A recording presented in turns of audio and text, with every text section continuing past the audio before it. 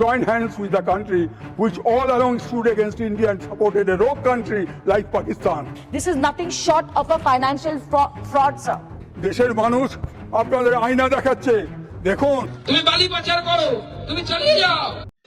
নমস্কার, আপনারা দেখছেন আমার ছোট্ট YouTube channel voice of Anirban, সঙ্গে আমি আপনাদের আপনজন অনির্বাণ চৌধুরী। এখন থেকে সকাল 9টার পরিবর্তে রাত 7টায় আমার ভিডিও গত 1 জুলাই থেকে চলছে এবং এটাই চলবে। মাঝে মধ্যে গুরুত্বপূর্ণ বিষয়গুলো নিয়ে লাইভ করব, আপনাদের সামনে আসব, এটা আমি জানিয়েছি। তো আজকের এই ভিডিওতে আমি সকলকে স্বাগত জানাচ্ছি। ভিডিওর শুরুতেই প্রথমে যেটা আমার কর্তব্য বলে রাখি যে আমার এই চ্যানেল যদি আপনাদের ভালো লাগে একটু সাবস্ক্রাইব করে পাশে থাকবেন, ভিডিওটা ভালো লাগলে শেয়ার করে দেবেন এবং অবশ্যই আপনাদের মতামত কমেন্ট বক্সে জানাবেন। দেখুন, আজকের এই ভিডিও করার উদ্দেশ্য একটাই, সেটা হচ্ছে বিজেপির যারা নিচুতলার কর্মী, যারা মধ্যস্তরের নেতৃত্ব, এরকম অনেকের সঙ্গে কথা হয়েছে যারা এই বিজেপির ওপরে এই সাম্প্রতিক সময়ের একটি বিষয় নিয়ে খুব ক্ষুব্ধ হয়েছে। সেটা হলো এই রাজ্যসভায় গতকাল 3 জনের নাম প্রকাশ হয়। 3 জনেই তৃণমূল কংগ্রেসের রাজ্যসভার সাংসদ ছিলেন। তারা পদত্যাগ করলেন এবং পদত্যাগ করে গতকাল বিকেলে তারা বিজেপিতে জয়েন করলেন। সন্ধেবেলা তাদের নাম আবার প্রার্থী তালিকায় স্থান পেল বিজেপির হয়ে। সুখেন্দু শেখর রায়, সুস্মিতা দেব এবং প্রকাশ চিকবারাইক। এখন প্রশ্নটা হচ্ছে, যেটা নিয়ে ক্ষোভ, বিজেপির অনেকে বলছেন সাহস পাচ্ছেন না মুখ খুলতে মিডিয়ার সামনে, কিন্তু তাদের বক্তব্য হচ্ছে সেই তৃণমূল। তাহলে তো মুকুল রায় যে কথা বলে গিয়েছিল যাহাই তৃণমূল তাহাই বিজেপি, তাহলে তো এই কথাটা পশ্চিমবঙ্গের মানুষ আস্তে আস্তে বিশ্বাস করছেন। তো আমি সেই সমস্ত বিজেপির যারা কর্মী, যাদের বুকে ব্যথা কিন্তু মুখ ফুটে কিছু বলতে পারছেন না, তাদেরকে বলছি যে আপনাদের সঙ্গে যারা থাকেন, বিজেপি করেন, তাদেরকে একটা জিনিস অন্তত বোঝান যে ওই তৃণমূল দেখলেই ডিম ছোড়া, তৃণমূল দেখলেই চোর স্লোগান দেওয়া এবার থেকে একটু বন্ধ করুন।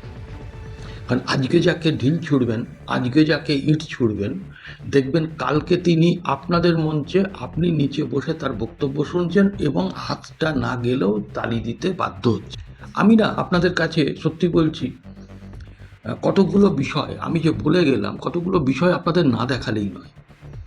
দেখুন, এই যে 3 জন রাজ্যসভার সাংসদ হলেন, প্রথমত এরা তো 3 বছর ছিলেন মমতা ব্যানার্জির হাত ধরে, আবার 6 বছরের জন্য তারা কিন্তু তাদের আসনগুলোকে, মানে তাদের এমপি সিটটা নিশ্চিত করলেন। অর্থাৎ এক একজনের মেয়াদ কিন্তু হিসেব অনুযায়ী 9 বছর করে তারা করে নিলেন। অদ্ভুত। এখন দেখুন, রাজনৈতিক নেতারা দল বদলায়, আজকে এ দলে থাকে, কালকেও দলে যায়, আজকে একরকম কথা বলে পরের দিন অন্যরকম কথা বলে, এটা আমরা সবাই জানি। এটা কিন্তু মানে সেই অর্থে এটা এখন হয়ে গেছে প্রচলিত ব্যাপার। কিন্তু আইনসভায় দাঁড়িয়ে, রাজ্যসভায় দাঁড়িয়ে যখন কোনো সাংসদ একটি সরকারের বিরুদ্ধে, একটি দলের বিরুদ্ধে বলে, তখন কিন্তু সেটা পরিবর্তন করার দায় তার থাকে ওই সংসদে দাঁড়িয়ে বা আইনসভায় দাঁড়িয়ে।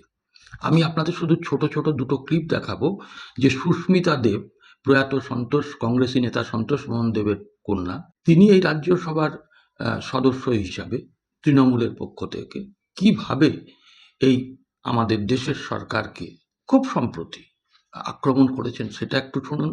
তারপরেই আপনারা শুনবেন যে এই যে সুখেন্দু শেখর রায়, যিনি আরজিকর নিয়ে চোখের জল ফেলেছিলেন কিন্তু বারুইপুর নিয়ে তার মুখে কোনো ভাষা নেই, সেই সুখেন্দু শেখর রায় লোকসভায় দাঁড়িয়ে ভারত সরকারকে, বিজেপি নেতৃত্বকে আক্রমণ করে কি কি বলেছিলেন, আমি অল্প অল্প সময়ের জন্য আপনাদেরকে আগে দুটো শুনিয়ে নিই, তারপরে যেটা শোনাবো মারাত্মক। সেটা হচ্ছে আমাদের দেশের মানে শিক্ষার প্রতিমন্ত্রী, আমাদের রাজ্য থেকে নির্বাচিত সুকান্ত মজুমদার প্রকাশ চিকবারাইক সম্পর্কে এই নির্বাচনের আগে কি বলেছিলেন, সেইটা আমি আপনাদেরকে বিশেষভাবে শুনতে বলবো। তাহলেই কিন্তু আপনাদের মধ্যে আরেকটা নতুন হয়তো প্রশ্নের জন্ম দেবে যে আমরা কাকে পাঠালাম।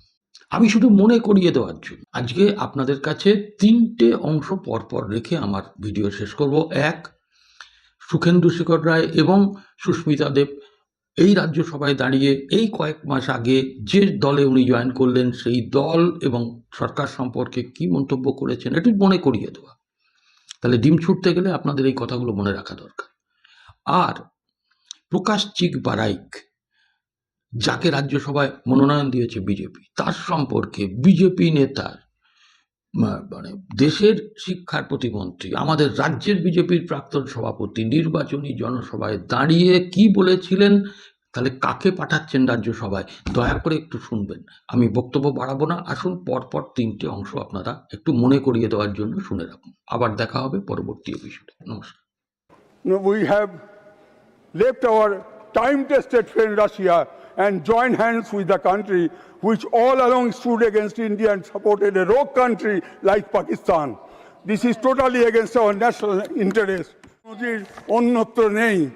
দেশের মানুষ আপনাদের আয়না দেখাচ্ছে, দেখুন দেশের মানুষের কাছে, বিশেষ করে বেকারদের কাছে, গরিব মানুষের কাছে, গরিব কৃষক, কর্মহীন শ্রমিক কর্মচারীদেরকে এই সরকার শত্রু সরকার। I have a simple question.